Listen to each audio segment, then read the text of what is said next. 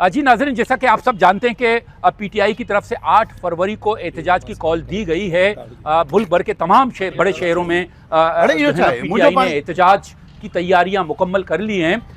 तो एक तरफ पीटीआई का एहतजाज है, दूसरी तरफ मुल्क की जो सूरत हाल है, सियासी सूरत हाल हो, इक़्तिसादी सूरत हाल हो या जोग्राफियाई जो भी सूरत हाल है, उसको मद्देनज़र रखकर खदशात जन्म ले रहे हैं कि खुदा न खास्ता 8 फरवरी को कोई ऐसे इदारों के दरमियान तसदम ना हो जाए, कोई सियासी कलश ना हो जाए। तो हम ये उम्मीद रखते हैं कि पीटीआई भी इन तमाम चीज़ों को मलूज़ खातिर रखेगी और दूसरी तरफ जो हमारी पुलिस है, बाकी जो इंतज़ामिया हैं, वो भी जमहूरी रिवायात को जो है ना बरकरार रखते हुए पुरअमन तरीके से पीटीआई के वर्करों को, पीटीआई को जो है ना वो इजाज़त देगी। इस हवाले से क्या कहेंगे आप? पीटीआई के वर्करों को पुरअमन रहने की पुरअमन वो रहे तो सही पहले। हाँ, यही बात है। ये है कि पेट्रोल पंप वो फेंकते हैं, लाकानूनियत बोलाते हैं, उनको भी चाहिए। तो आपने भी हिस्ट्री देखी इमरान खान के दौर से लेकर अभी तक देखे, जो जबान इस्तेमाल की जाती है स्टेज से खड़े होकर यार, वो भी नाकाबिले बर्दाश्त है। जो एक्ट करते हैं वो भी नाकाबिले बर्दाश्त। लेकिन मैं एक बात आपने किसी को अगर ये कहते हैं कि अब अगर भैंसे बेच के, घड़िया बेच के कोई नेशनल विजन रखता है या इंटरनेशनल, तो बहुत बड़ा लीडर है जिसके लिए ये करें, सबको राइट है, इंसाफ सबको, लेकिन पुरअमन तरीके से, लेकिन पुरअमन तरीके, ये पुराने रिकॉर्ड को सामने रखकर ये जो पुरअमन लफ्ज है ना, ये इतना घिसा पिटा है अभी तक। देखो, मैं 2 बातें करूंगा।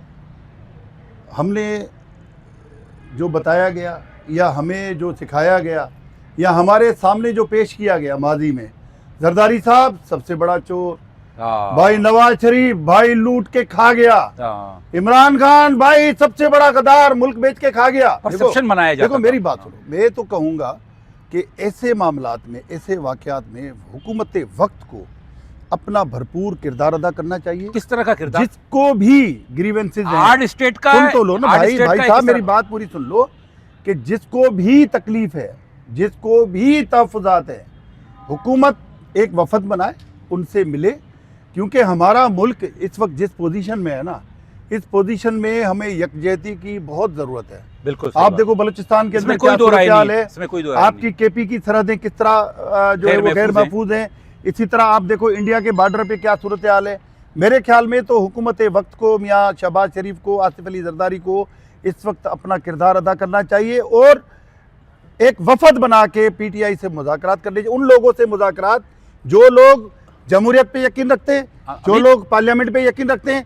माजी की बहुत सारी मिसालें आप देंगे कि उन्होंने ये कर दिया, वो कर, ठीक है, जो हुआ हुआ। लेकिन अब जो मौजूदा सूरत हाल है ना, इसको कूल डाउन करना चाहिए। अमित, लेकिन कुछ दिनों पहले मेरे ख्याल में वज़ीर आला केपी और वज़ीर आज़म की मुलाकात भी हुई थी, लेकिन कल मुलाकात हुई थी। और लेकिन वज़ीर आला ने बताया कि ये उनसे सियासी गुफ्तगू ही नहीं हुई है। एक तो ये मज़ा का खेज़ है, दूसरा कि वाकई नहीं हुई है। तो नहीं हुई तो क्यों नहीं हुई है? 8 फरवरी को उनका एहतजाज है। इस हवाले से जिस तरह अमीद कह रहे हैं, जो तहफ़्फ़ुज़ात हैं, जो खदशात हैं यार पैदा हो रहे हैं, उस हवाले से एक दफ़ा फिर उसी राह पर जो है वो चलना शुरू उन्होंने किया है, जहाँ पे अफरा तफरी होगी, जहाँ पे नुकसान होगा। न सिर्फ पीटीआई का नुकसान होगा, इस मुल्क का नुकसान होगा। पीटीआई भी इस मुल्क की जमात है, लोग उसको पसंद करते हैं। इमरान खान के बहुत बड़े फॉलोअर्स हैं, ख़ास तौर पे कराची में उनकी बहुत सारी जीती हुई नशिस्तें हैं, चाहे वो किसी और को दे दी गई हों या कोई और। हम माने ना माने ये हैं, हम तो मानते हैं जिन्होंने इलेक्शन देखा है। जिन्होंने इलेक्शन देखा है उनको पता है। मतलब 18 के इलेक्शन देखा ना, उनको भी पता है कि उन्होंने लिया था, मिला इनको भी नहीं था उस वक्त कराची में। देखिए 18 में उनको जितनी नशिस्तें दिलाई गई थी, वो वापसी नशिस्तें 2023 के इलेक्शन में 24 में ले ली गई। सो इमरान खान भी दूध से धुला हुआ नहीं है, हम उसको वो नहीं करें। लेकिन इस मुल्क में कोई वे फॉरवर्ड होगा ना, आगे बढ़ने के लिए कोई तो रास्ता होगा ना। मतलब पीटीआई इमरान खान पे अटकी हुई होगी। आज महमूद अचीकदई ने जो बातें की हैं कि भाई बानी को इलाज के लिए आप जो है वो ज़ाती मुआवजा दे दें, उसका डॉक्टर जाके देखा है, उन्हें इत्मीनान आएगा। जिसमें लाखों करोड़ों इमरान खान के फॉलोअर्स हैं, उन्हें कम से कम जो है वो इत्मीनान होगा कि आया उनका बानी किस कंडीशन में।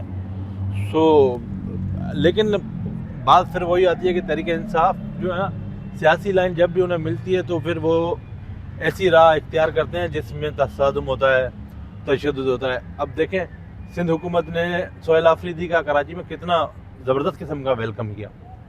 वो जामशोर हो गए या जहाँ जहाँ भी गए, एक बड़ा ज़बरदस्त प्रोटोकॉल दिया गया।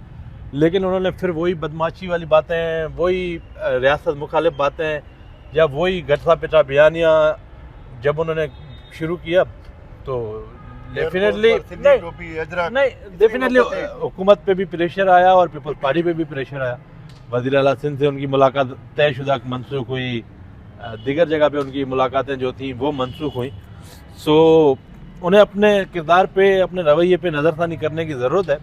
जब तक वो सियासी जमात नहीं बनेंगे, जब तक वो रियासत मुखालिफ बयानियाँ नहीं छोड़ेंगे, जब तक वो इस मुल्क के पॉलिसियों पर अमल नहीं करेंगे, तब तक उनके लिए मुश्किलातें बढ़ती रहेंगी। उन्हें अगर फायदे में रहेगा, उन्हें अगर सियासत करनी है तो उन्हें रियासत मुखालिफ सियासत छोड़ना होगी। रियासत मुखालिफ सियासत जो लोग करते थे उन्हें रियासत ने ऐसा सबक सिखाया है कि वो अब जो है वो इस राह पे नहीं है।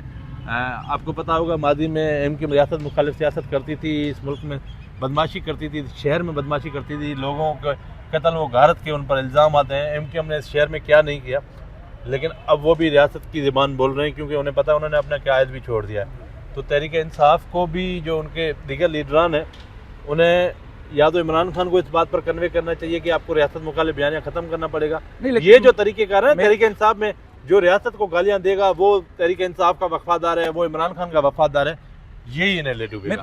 मेरी राय है कि जिस तरह आपने बात की, आपने बिल्कुल 100% बात दुरुस्त की, अमीर साहब ने भी बात दुरुस्त की। अब बॉल जो है ना पीटीआई के कोर्ट में है। अब पीटीआई को इन तमाम बातों को मद्देनज़र रखकर अपनी पॉलिसी को कम से कम, जो एंटी स्टेट पॉलिसी है और तशद्दुद वाली पॉलिसी है, मैना मानो वाली जो पॉलिसी है, उसको जरा जो है ना अब उसको बेक करना पड़ेगा। और बाकी सियासी जो जमातें हैं, जो कौमी यकजहती के हवाले से बातें करते हैं, जो पार्लियामेंट की बालादस्ती के हवाले से बातें करते हैं, जो आइन की सुप्रीमेसी की बातें करते हैं, तो मेरे ख्याल में उस धारे में पीटीआई को भी शामिल होना चाहिए। अगर पीटीआई शामिल नहीं होगी तो इसी तरह इस मुल्क में सियासी अदम इस्तेकाम बढ़ता रहेगा और इस सियासी अदम इस्तेकाम से मुल्क दुश्मन कुव्वतें फ़ायदा उठाती रहेंगी और इसी तरह ये सूरत-ए-हाल जो है ना अदम इस्तेकाम की आपने बात की तो मुझे इससे एक और वाक़या भी याद आ रहा है कि सिंध असेंबली में भी 14 तारीख से जमात इस्लामी ने एक बार फिर मलाखड़ा लगाने का प्रोग्राम बनाया। काफी देर से नहीं किया तो करेगा। क्योंकि यार देखो ये अजीब मंतक है कि रमज़ान में ही इनको ये धरने याद आते हैं और वो भी सिंध असेंबली के मकाम पर। और वैलेंटाइन डे आशिकों के लिए मतलब एक बड़ा आम दिन होता है। दूसरा ये जैसे दोस्तों के लिए, उसके अलावा उन्होंने पता है क्या बोला है, उन्होंने बोला कि हम सहरी यहीं करेंगे और अरबाब के लिए तो सबसे ज्यादा यही करेंगे, अरबाब के लिए अरबाब को तरावी भी यही पढ़ाएंगे भाई। वैलेंटाइन डे पे ये जाती है मेरे भाई, अरबाब आ जाओ, ये चीजें गलत हैं। ये थोड़ी सी इस तरह की पॉलिटिक्स को ख़त्म करना चाहिए।